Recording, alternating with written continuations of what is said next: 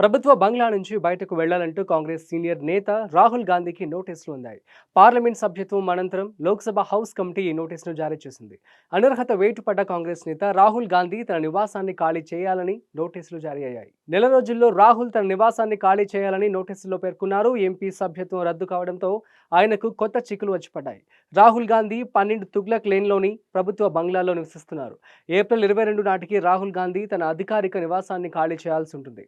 Notice ప్రకారం అనర్హత వేటు వేసిన ఒక నెలలోగా రాహుల్ గాంధీ తన అధికారిక నివాసాన్ని ఖాళీ చేయాల్సి ఉంటుంది. మోదీ ఇంటి పేరుకు సంబంధించిన వ్యాఖ్యలపై కాంగ్రెస్ నాయకుడు రాహుల్ గాంధీపై 2019లో నమోదైన క్రిమినల్ పరువు నష్టం కేసులో సూరత్ కోర్టు గురువారం దోషిగా నిర్ధారించి 2 ఏళ్ల జైలు శిక్ష విధించింది.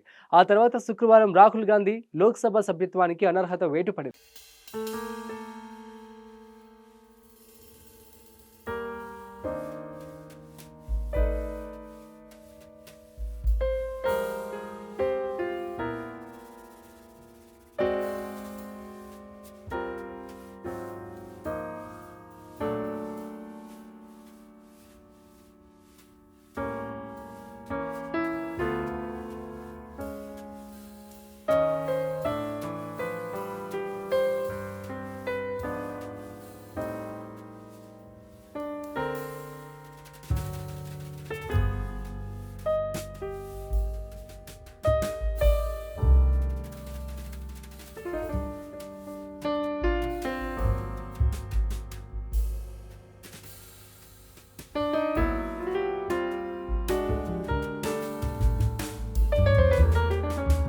అయితే లైక్ చేయండి, షేర్ చేయండి, సబ్స్క్రైబ్ చేసుకోండి.